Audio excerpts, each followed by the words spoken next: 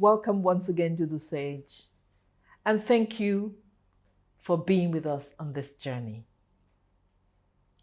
Today, we're back on a wonderfully exciting part of the journey. Today, more than perhaps ever in the past, we are getting into a momentous topic and time in the history of our beloved country. We on the Sage have of necessity to be a part of the political process that is ongoing, out of a fervent desire to do our little bit in bringing out the best people to lead our country to the promised land, to lead our country to greatness. It is a great country. That is the way the good Lord created it. And before I go on, let me take you back a little bit. 9 months ago, we on the Sage felt impelled. Those were my words, that I felt compelled to issue a call of action. Please do go back, if you've never seen it, to view that episode aired in April, May this year, in which I called on all good-meaning Nigerians to wake up to the fact that we Nigerians, the vast majority of us, are good people. That we have a great country. That is, it is our duty, our God-given right, to make that reality a real living reality for the vast majority of our people. We asked that everybody come exercise their electoral, their civil rights and vote. Vote this time round for somebody we think, for people we think have integrity. For people, for leaders that love this country, that believe in this country as they should.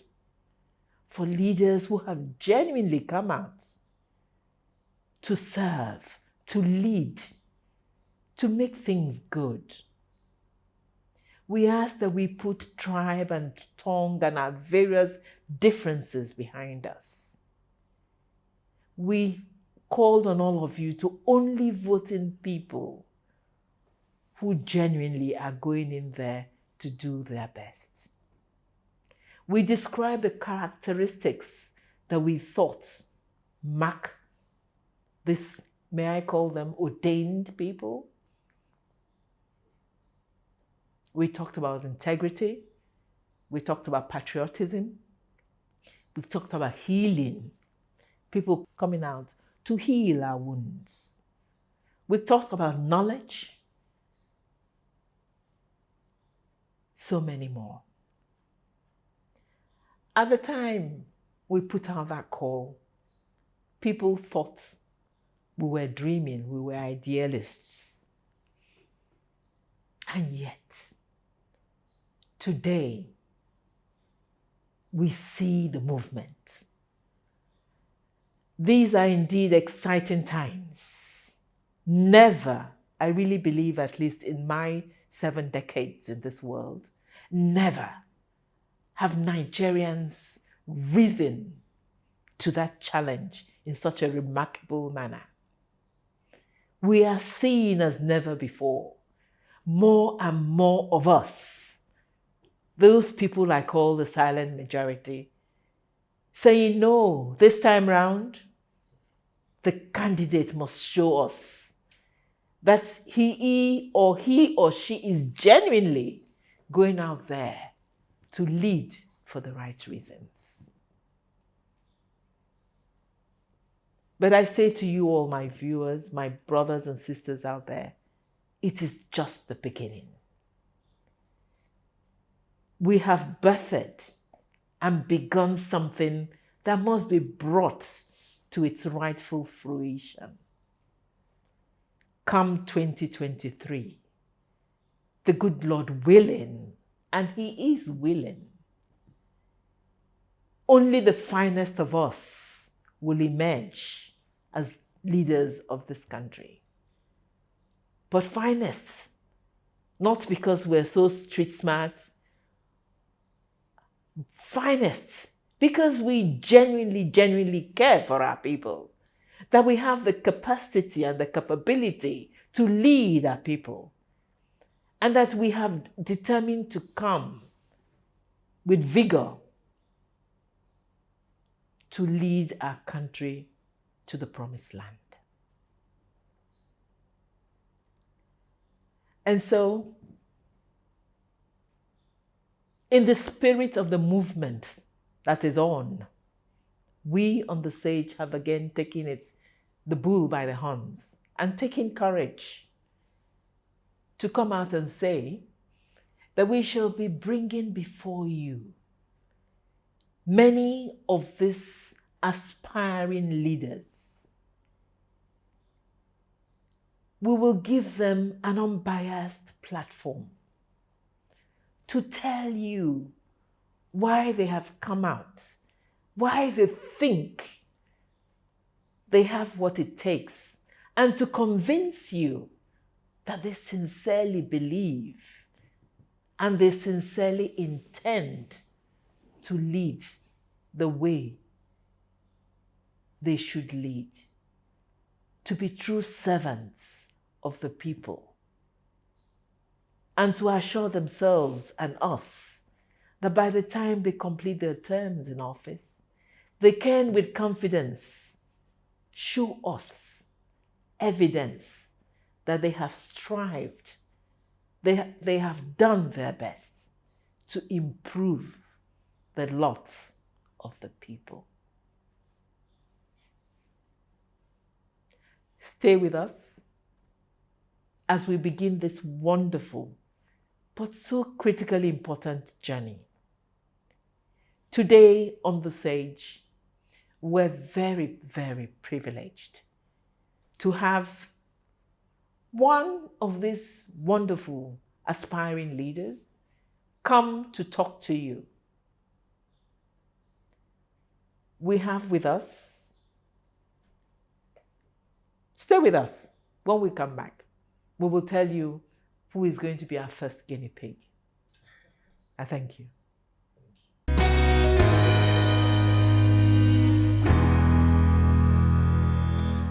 Thank you for having stayed with us, and I won't keep you in suspense any longer. I have the singular honor and pleasure as my first guest on this political series, no other than Deacon Kawhariebie Ken Pela. Thank you. Who is a gubernatorial candidate on the platform of the Labour Party for Delta State. Mr. Pela, it's such a pleasure to have you on the Sage. Pleasure's mine. Thank you very much. It is exciting. I have talked to Mr. Pela a little, of course, before the show began, and I won't prejudice you, been truly inspired, touched with his spirituality and his sensitivity. But the show is yours, and I'm going to give you plenty of time to talk to our guests and tell them what is genuinely moving you and making you answer this call. But before I do that, let me give honor where honor is due. And apart from your name, tell our audience a little about who you are. I will do it. I will read it. I will read your bio and then you can take over. All right. Thank All you. right. Mr. Pela is an economist by qualification, an investment banker by training, and a developer and wealth creator by passion. An entrepreneur in every sense of the word. He's a thoroughbred professional with over 38 years post-qualification experience. He has a BSc in Economics and Statistics from the University of Benin and is a member of the Integrated Institute for Professional Managers with the Executive Leadership Development Certificate. He is also a certified senior human resources professional and a lead project management professional of the Institute. He started his career in banking in 1986 with the New Nigerian Bank as a management trainee, and then went through branch banking to credit management and corporate finance before leaving as the assistant corporate finance manager to join the First Interstate Merchant Bank. He left full-time banking in 1992 and has since then been involved in many other activities, entrepreneurship activities, including investment, holding, and financial services company. Indeed, a capital resource consortium limited called Capricorn. As MD and CEO of Capricorn Credit and Money Market Company, he was responsible for the setting up and running of 4 community banks, as well as several other companies, and this was in the early 1990s. As a serial entrepreneur, driven by a deep faith in God, a passion for excellence and creating wealth, and a desire to enhance lives through innovation and creativity, he went on to midwife several companies in various sectors of the economy. He is the chairman and CEO of A Token Ventures. He is head of many other companies. I won't list all of them, but we will flash them on the screen. And in addition to all these enterprises, he is an advocate of transformational leadership. Mr. Ken Pela has served in the public sector as member and acting chairman of the Governing Council of the National Institute for Sports, NIS, where he led the Management and Governing Council to develop the NIS Sports Vision, a bold, audacious mission to make the NIS a self-sufficient pillar of sports in the country. It was under his leadership that the first and only emerging athlete games, Emega Games, was held in Abuja. He was also chairman of the board of the Delta Trusts Mortgage Bank Limited and was a member of the governing council of the Delta Marine Technology Institute. Mr. Pela is an ordained deacon of the House of Grace Church and is happily married with 4 children. At this point in his life, he's making the most audacious move of all and has decided to present himself to his people in Delta State as the next governor of Delta State. Mr. Don Pela. I know a friend of his who calls him Don. Deacon Pela, you're welcome. Thank you. To the sage. Thank you. Thank you. Before I talk to Mr. Pela, let me say that we're going to explore 4 major areas in our discussion with you, but also with some other political aspirants whom we've promised to bring on the show. The first of this would be for you to tell us what you think of this our country, Nigeria. The second would be for you to tell us, in this your bid for that high position, what is this place of common good, the common good of the people in it? A third area we will explore would be for you to tell us why you think you are qualified to do so. And finally, we will ask you to tell us that when you get there, how are you going to address the needs, not of all Nigerians, of particularly of people in Delta State, but also of two particularly important groups who form a large chunk of your citizenry, young people and women, what you're going to do for them. And so let us start with the first.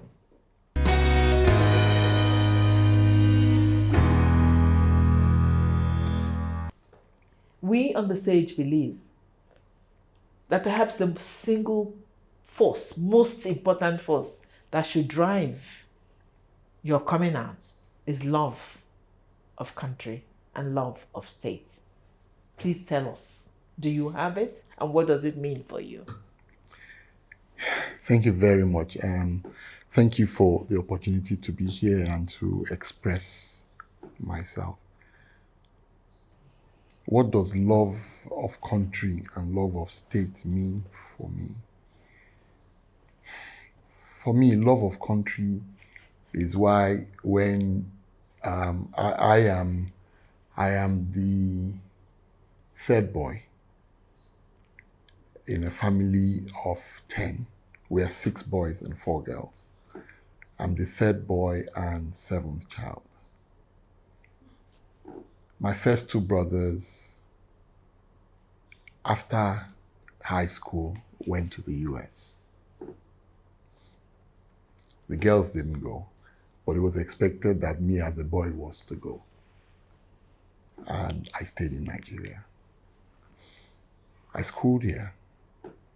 I have worked here all my life.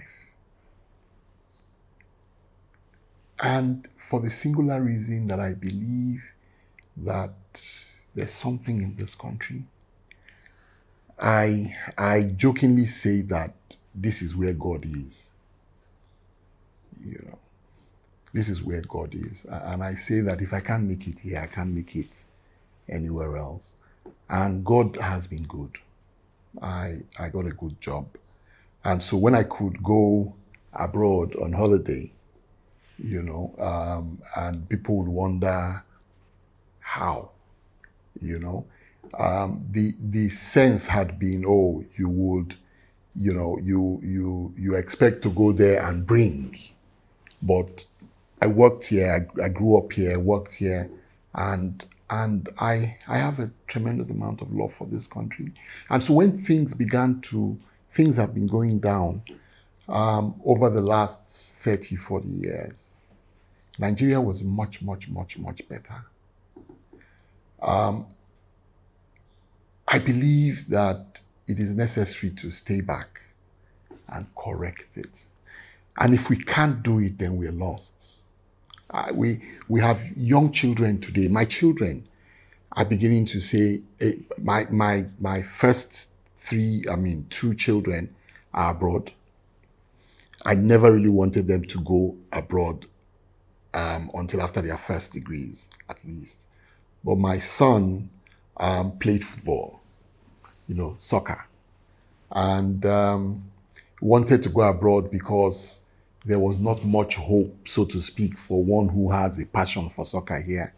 So he went abroad, and he's doing well. And the sister eventually, who did her first degree, eventually had to go for health reasons. My third child, a girl, studied here, her first degree and her master's. But now, because of how bad the country is getting, everybody is thinking about going away. If we don't do something about saving this country, we will have no country.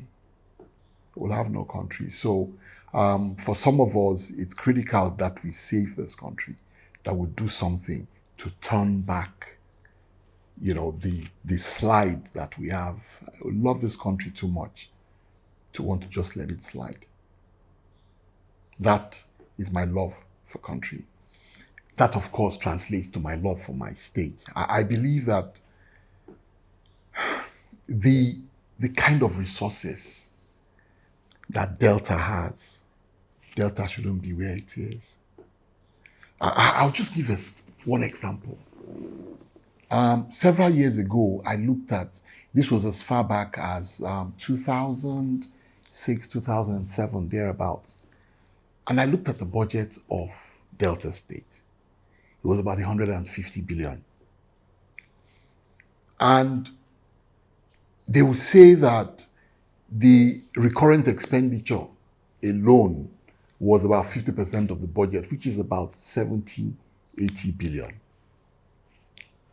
I wondered why. When Cross River, at that same time, had a budget of 39 billion for both recurrent and capital. What was the difference?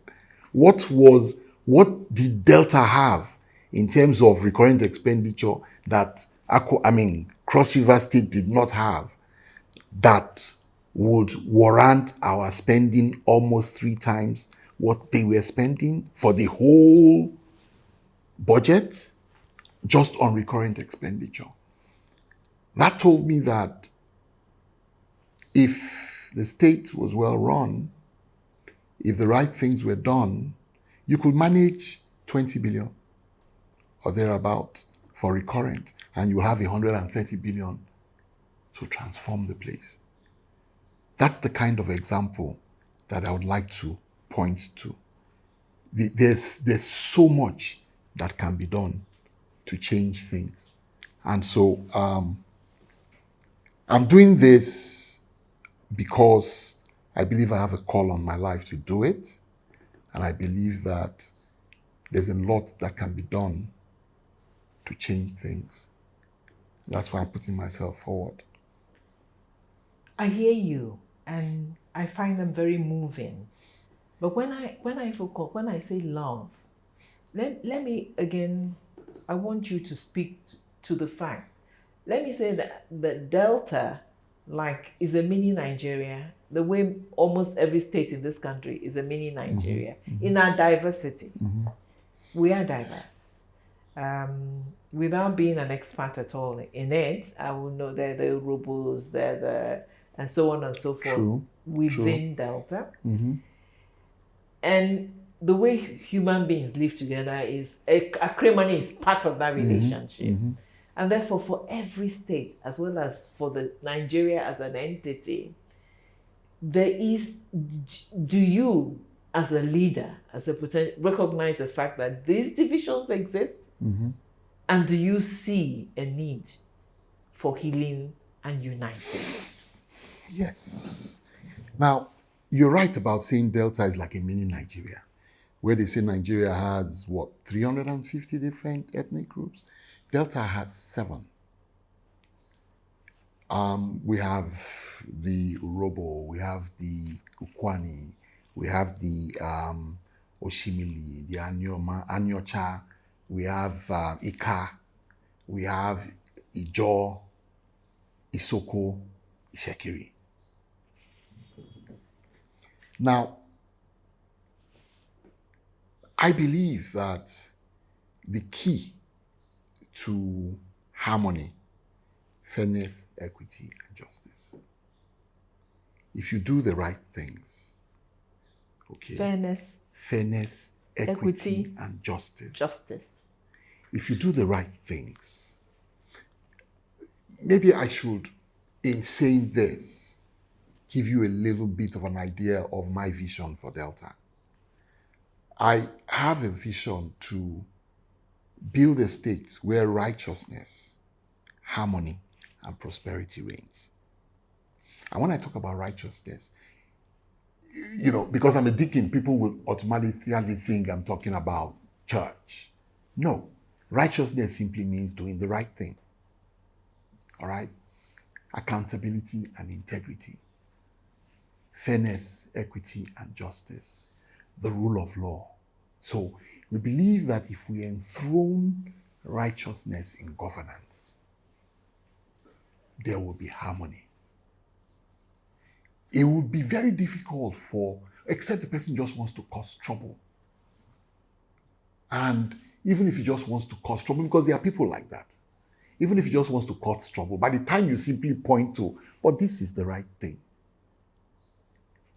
he will back off.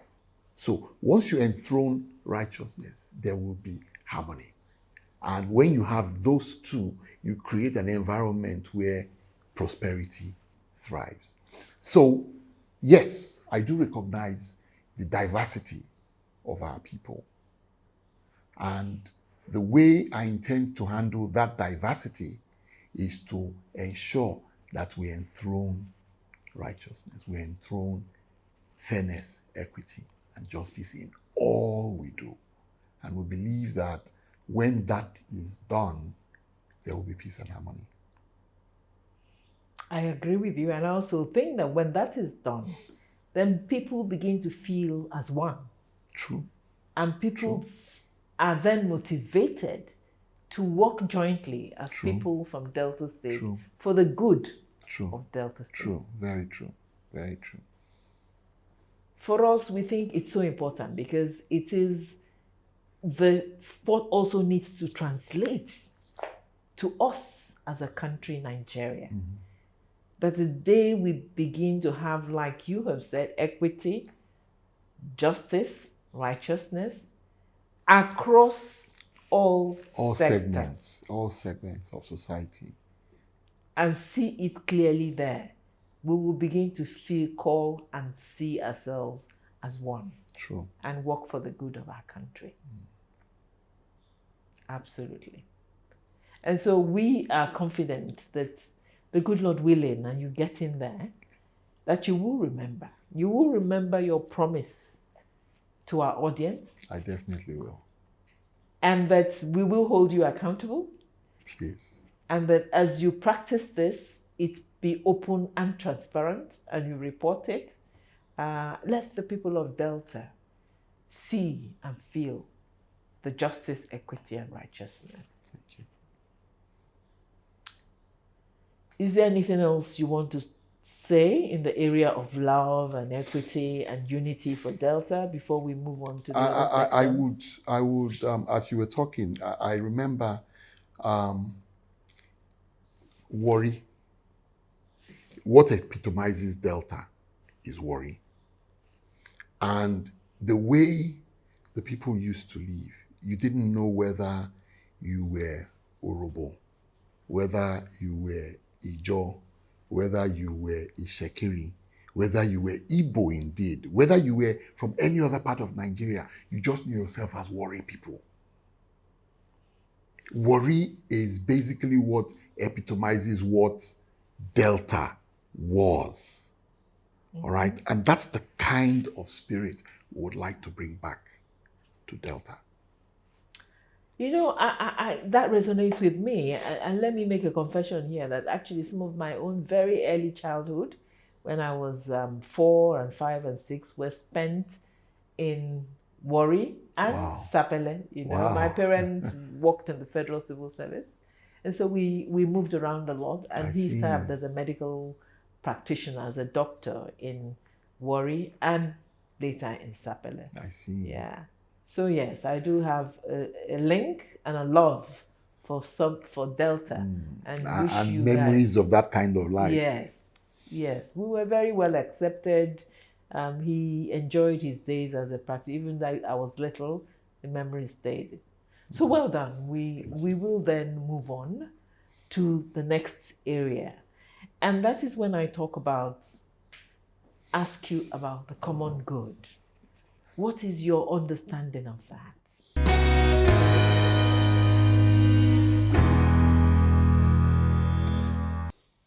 And it's a particularly pregnant and loaded question for Delta, which is one of the areas where are the resources of this country come from?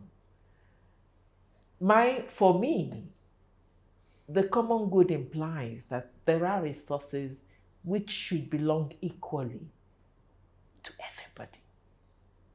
Tell us what you think, what is your understanding of common good, and how are you going to make that a part of your policy? All right. My understanding of the common good is that what is good for one should be good for all. What belongs to everybody should be for everybody, not for some people. We've had a situation where for several years, some people have cornered the wealth of everybody.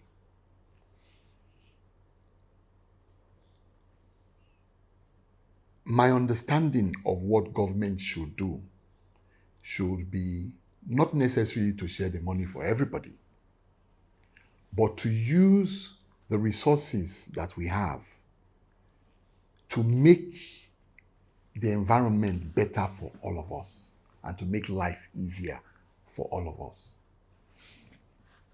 And in making the environment better for all of us, it would mean providing the kind of infrastructure that makes lives easier for all of us. It would mean providing the kind of health care that makes life better for all of us. It will mean providing the kind of education that makes life easier and better for all of us. It would mean, now, where I want to go next is a bit different from what we understand government to be here. To a large extent, in this country, government has been seen as where you share the cake that is given to you. My perspective from my background is that of the private sector. My background is that of banking. My background is that of entrepreneurship. So it would mean also baking a bigger cake for all of us. Because if we continue to share from the little cake that we have and the population is growing, the cake, what gets to everybody, will be smaller. Gets less and less. So unless we are able to bake more and produce more, our lives will get worse. So that's why I said a bit different. While you're trying to put those things in place, it is necessary to begin to grow the economy of the state so that our lives will get better. So it goes beyond using what we receive judiciously. It goes beyond that to being able to produce more so that the people would receive more, the economy would receive more. So that's my understanding of the common good. It is critical, especially in a state like Delta, because the kind of resources that have come into that state in the last 20 years, 24 years, 23 plus years is, I believe, should have been able to have turned Delta into the common thing that people say, into a mini Dubai, but I'm saying that not just to be a cliche, but with all sense of seriousness, that things could be a lot better.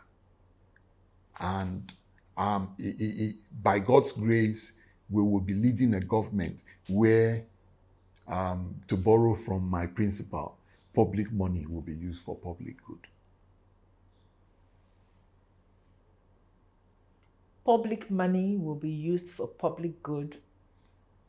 which is perhaps equivalent to the common good. Yes. Yes. It seems logical, it seems obvious, and it is the tragedy of this country that we have not been succeeding in doing that. Because if we had, roughly 80% or more of us would not be in abject poverty. So yes, so we say it, and therefore we, on the stage and the audience, are holding you to your promise. That when you go there, when you get there,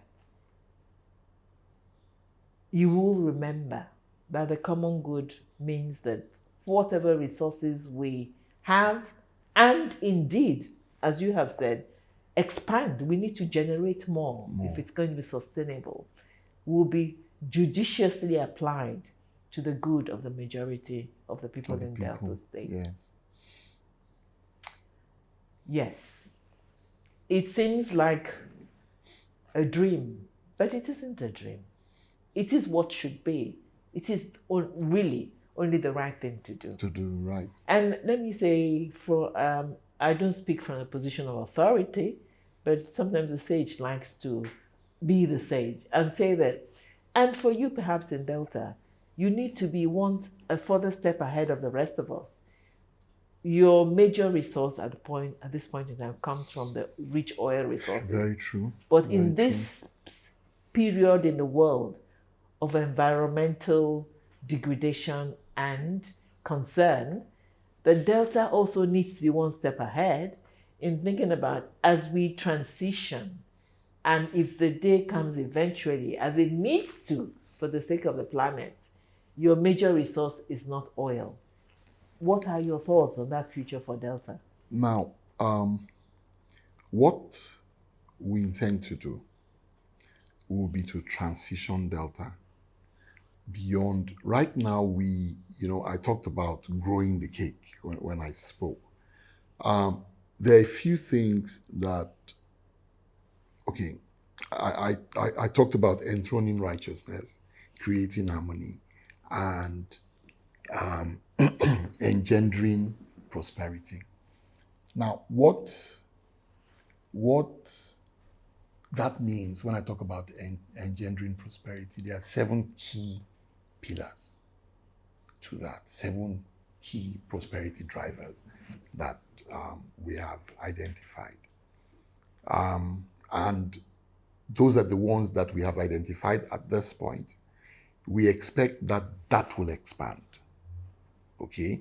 Because from the outside looking in, and then also without total preparation, you have identified this. There are others as we go along that have come up that we would also utilize. Now, the first of them is we intend to, there's 100 million at least that goes to every local government in the country. To a large extent, that money is not being used for common good. So we're going to ensure that the local government authorities would be held accountable for every single. First of all, the money will get to them, because that is first one of the problems that exists.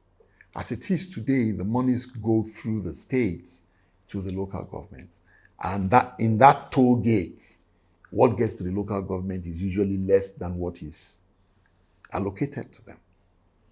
Which was a recent charge by the head of state. Yes, when he gave an executive order that they should, take money directly to the local government. So we'll ensure those monies get to them, all right? And we'll ensure they are held accountable for every single kobo of that money. They are accountable to the people in their local government. They would have to account for what comes in every year to the people. We would, as part of that plan, improve the quality of the kind of people that work at the local governments, that lead the local governments, and ensure that they use that mandate to develop the local governments, not just in terms of providing minimum basic infrastructure, but in terms of building the economies of the local government. To go with that, we intend to have a social investment program directed at small and medium enterprises. That's why when you were talking earlier on about your programs, Conversations for change yes, and what we do. Yes, it resonates with me because we intend to provide ₦1 million loans, interest-free loans, to 100 people every month per local government. Interest-free loans payable over 4 years to 100 people per local government. So you're talking about 1,200 people per year per local government. 4,800 people in one tenure for 4 years, times 25 local governments of the state. All right. They will provide their plans, which will be reviewed by a committee, which would also include bankers. All right. And they will select from that committee those who will be entitled to those loans.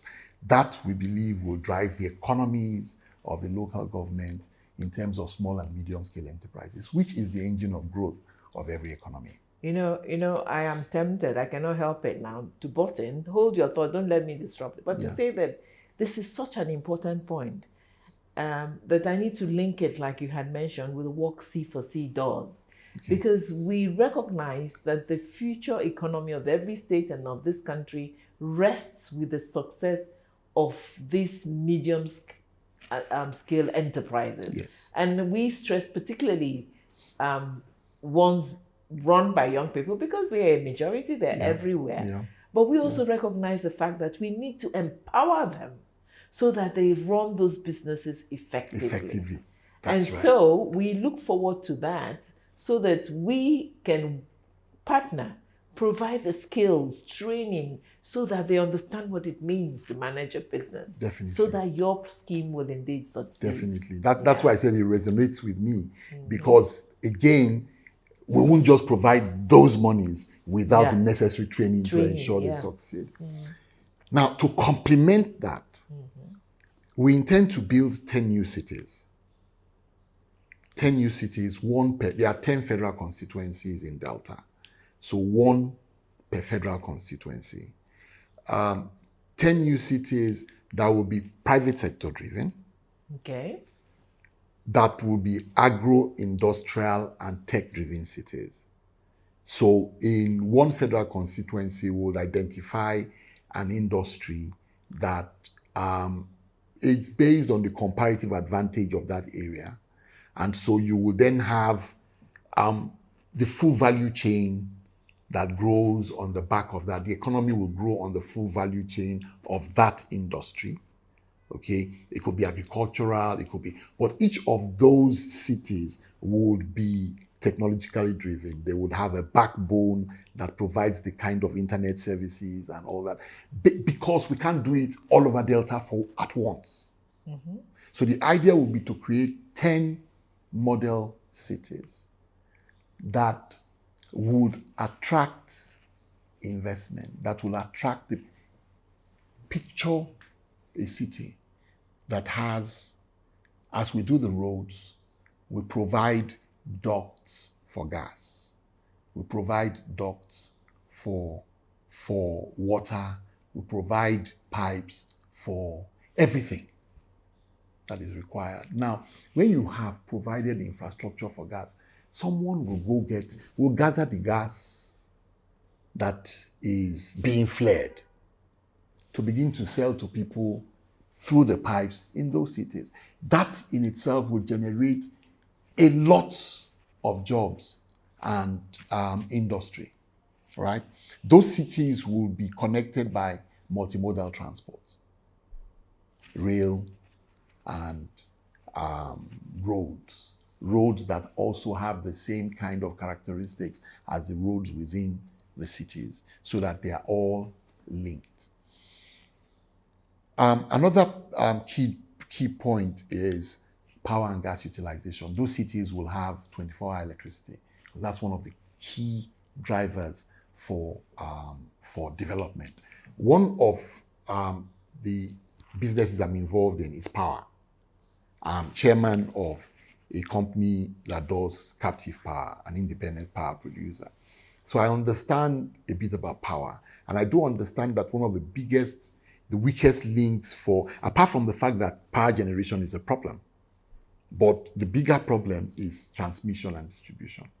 So if you have distributed generation, okay, so you're generating in different locations, in each of those locations, for example, it becomes a lot easier to be able to solve the power problem. Right now, across the country, we're trying to, apart from the fact that they try to do toll gates with all their federal laws and everything, all right, the transmission is a big problem. Then we're looking at reviving, we have a lot of moribund industries in Delta. You grew up in Sapele, so you know about AT&P, there's the steel plant, the refinery is dead. There's so many. We would work with each of those places to try and ensure that those industries are all revived. Then there's also social housing schemes. Now, I did say that the cities complemented the social investment scheme. So social housing is something else because housing, land is a means of creating wealth. So those entrepreneurs that have been empowered with those part of what you could give them is land. Part of what you could give them is cheap housing, which is a source of wealth, which then helps them to expand their businesses because they then have collateral to get more loans. Okay, so we have a plan that it's all interwoven, all right, to ensure that we're able to grow a bigger economy that at the end of the day will not be dependent on oil. This is absorbing, and I have a lot more questions. But at this point, we'll take a break, and when we come back, I'm going to ask you to move into the next segment. But because it is closely aligned with what you're saying, you can still delve on any of the other elements of the investment program that you haven't discussed. All right. We'll be back shortly, and when we come back, we will continue with this amazing discussion. Thank you. It's a privilege to have a gubernatorial candidate, and this time for Delta State, one of them, to talk to us, open his heart and tell us what he's sincerely going there to do in a way that is more real than a manifesto, in a way that allows us to sit intimately with you and hear you talk and judge you in our hearts and in our spirit.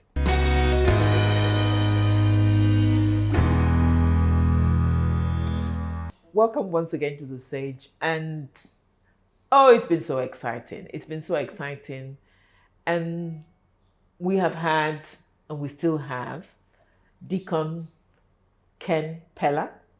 He has a beautiful other name, which I don't go near, talking to us, opening his heart, his dreams to us. And before we took a break, he talked about the common good. And that means really managing the resources of Delta and what he hopes, he plans, not just hopes, his confidence is going to get there. Yes. What he plans to do to better the resources of the people of Delta State and make sure that people everywhere get it. So, but I move on to another area that is connected to that in a way. And ask you, yes, you've talked about your recognition of the fact that you need to be a united people, a people that love Delta and Nigeria, a people who see fairness, righteousness in dealings with them, and therefore are unified as a group. You've talked about your resources, abundant, theoretically at least within Delta, which needs to be increased and redistributed in a way that every Deltarian, is there a word like that? Deltan Yes. Feels Yeah. a sense of belonging, a sense of being a part of it, ownership. You were discussing elements of your investment group, but I want, even as you want to discuss that later, to turn to you and say, but what makes you, Ken Pela, think you are positioned to offer your service? What are your skills? What are your competencies? What makes you the best person for that job? Well, I believe that I have been prepared for this. I believe that, okay, my name is Oko Kawhariebie. It means that it's the canoe that you came with, that you will paddle. Simply means destiny. So, from the perspective of my birth and where I come from, I believe I'm destined for this. My father was a teacher, strong disciplinarian, was a principal of Baptist High School Agbo and Baptist High School Benin, then later Baptist High School Ororokbe. He brought us up as people who feared the Lord and, more importantly, upheld truth and justice. Now, he used to tell me that he had two first sons. My eldest brother, he's late now, was the first son. And then he had the first 6 children and then went to school. He was a teacher and then was sent to school by the missionaries and was away for 5 years. And when he came back, he had me. That's why I used to say there was a 5-year gap. Yeah, there was a 5-year gap. So I'm the second first son. Now, may I say that we share that commonality? In my family, there was a 4-year gap between my older sister and myself. And yourself. And he did further specialization in the UK, came back. Okay, that's interesting. And he used to tell me that, in fact, when I got married, he used to call my wife First Lady. And he actually told her that, wrote a letter to her that before her very eyes, she will become the First Lady of Delta. Okay, so it's a prophecy. It's a prophecy. Now, I looked at it as a joke initially. I mean, between them. Because I hated politics. He had gone into politics in the 60s. Soon after, he was a member of the Midwest House of Assembly. And soon after, there was the coup. And then, of course, that disrupts lives. My mother felt that, he's going into politics disrupted our lives. And then he convinced my first brother, my eldest brother, to go into politics in 1983.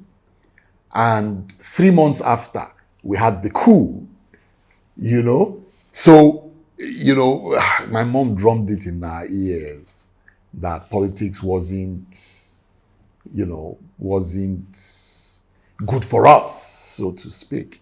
But besides that, I could see, as I grew up, I could see the lies, the intrigue, the blackmail. Particularly politics in Nigeria. And so I never thought it was something that would be for me. Then in 1997 or thereabouts, I got a prophecy that the man of God said, there's something that you've been looking at. You put it down. You look at it, you put it down. And that the Lord says I should tell you that it is him that is sending you to go do it. And that if you obey, it will lift your name above anything your business could ever do. I never thought it was politics. Because by this time, like I said, I hated politics. So I thought it was business. So I began to look for every business proposal I've ever done in my life. And till 1997, so remember that this is before 1999, the new dispensation. And then in 2000, I got another prophecy that more directly, that this time was from my sister-in-law, is a pastor, and she said she saw me going with a lot of people following me, and she heard a voice say, there goes the governor of Delta State. It was only at that point I began to say, was this what this was all about? And I began to pray about it. And so at that time, I went into politics at local government. I contested for chairmanship of my local government. Okay. Put everything I had into it. Won the primaries, but the system that we had didn't let me become local government chairman. After doing that for 2.5 years, I stopped and said, I didn't do this because I wanted to. And I told my God that if it's really you that wanted me to do this, work it out in your own time. So since then, I haven't contested for anything, all right, till miraculously the opportunity came to do this. Now, I say, I believe I've been prepared for it because on hindsight, if I even felt I understood it and wanted to do it in 1997, I probably would have failed because I was too young. I was too rash. Yes, I was idealistic and all that, but I don't think I had the temperament. I don't think I could have handled people well. I don't think so. So I believe God, even if I had gone much further in 2000, 2002, I was just slightly better than I was in 1997. You know, again, I say I'm prepared for this, or I was prepared for this because of my background. So my passion originally was architecture. I found myself reading economics by accident of history. And then I became a banker. I didn't particularly like banking because in those days, banking was was drab. But then by the time I got involved in investment banking, you could create something out of nothing. And so portfolios. Yes, and I fell in love with it. Yes. You know, so that prepared me for when I say that I know how to bake a cake rather than only sharing the cake. All right, that prepared me for that. And then I went into real estate, now practicing my first love, which was architecture. So, you know, I was now creating homes, creating communities, you know. You could do that on a larger scale. Mm-hmm. All right? You create a community where the things I've talked about, harmony and all that, you're able to create a community with the kind of rules, with the kind of, again, I didn't know I was being prepared for this. All right? And then I've been involved in power. One of the biggest problems we have in this country is power. Power generation and distribution. And so in the process of getting involved with that business, I learned quite a bit about it. I was talking to somebody today and he was saying, oh, the federal government, this, that. And I said, in the process of trying to do business, I have broken down the Electricity Act. And I understand where, I'm not going to do it through government. I'm going to do it through private sector because I know where the loopholes are to be able to do it. All right, so I believe I'm prepared. I've been prepared for that.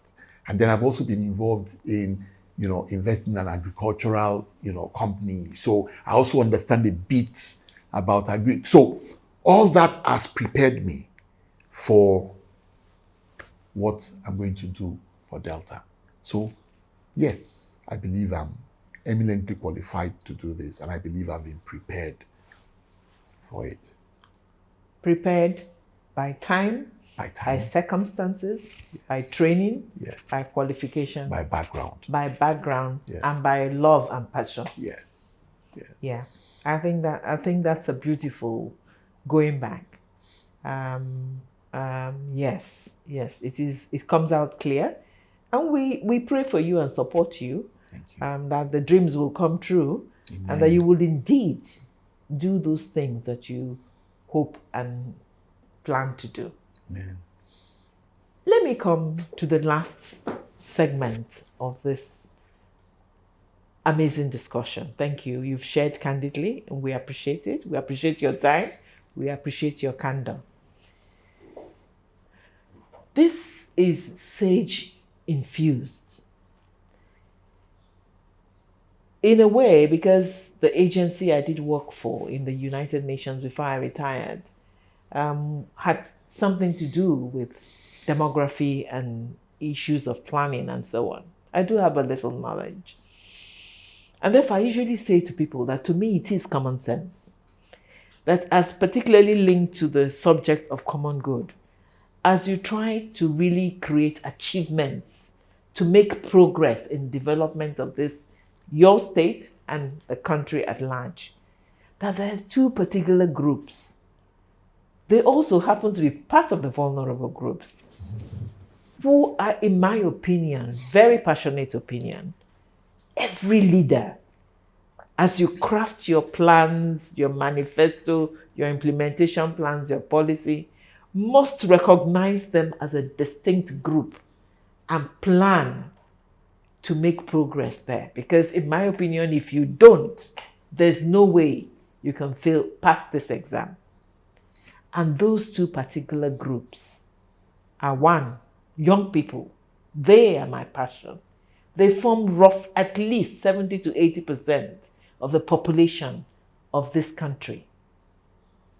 And therefore, they're a huge majority. And the second are women, who form approximately 50% of the population. Concretely looking at them, recognizing that the fact that they're heterogeneous, but also still a group, I challenge every leader that is going to come on this set and everywhere.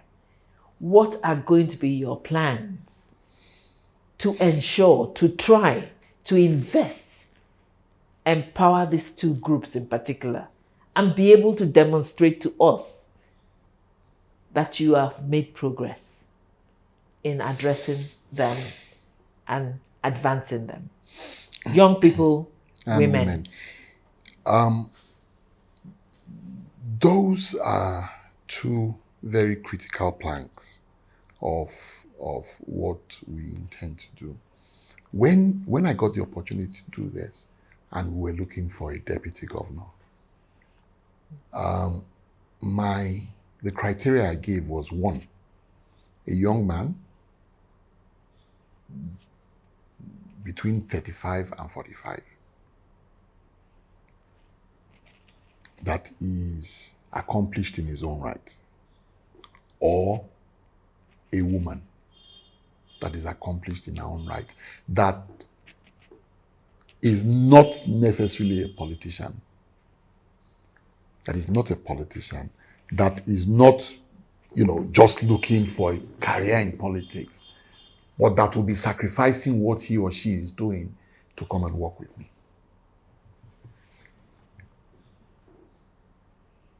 My deputy governor, my running mate, is a professor, a woman, a professor of semiotics.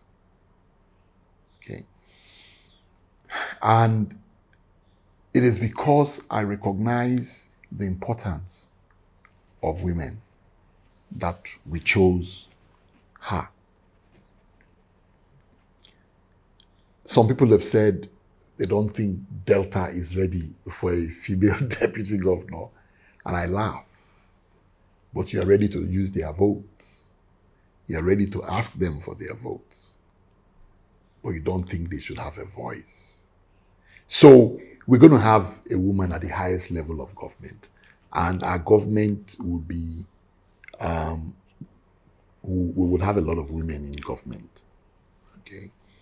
I share the sentiments of our principal when he says that from experience, we find that women are usually very competent.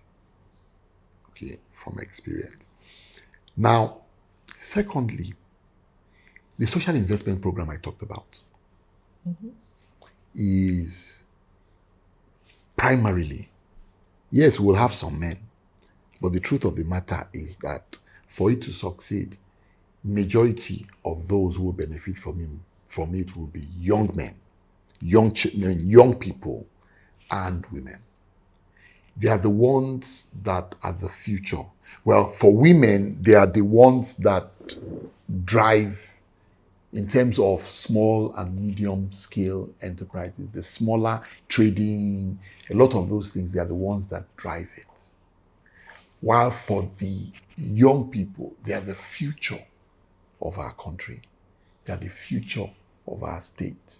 So that is one of the major things, one of the major programs that is particularly targeted at those two, that you remember when you were talking about it earlier and I was smiling because it's something that we have thought through, and those programs, that particular program was targeted at them. The same thing with the social housing scheme. A lot of those things, because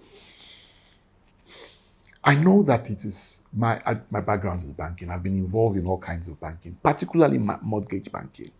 And a mortgage loan is used to create wealth. Okay. Abroad, someone buys a house with a mortgage loan when you just start earning, you are 20, 21, 22. And that house, you're paying for it till when you are how old? All right. So basically, we are targeting those sets of people, and the programs that we have will be to empower them.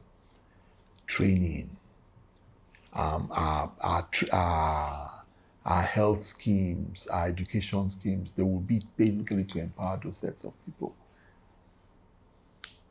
That is interesting. Let me say something also to you, to all our many people out there who are coming out for leadership, stroke servantship, for us, the people, that we in C4C are also looking into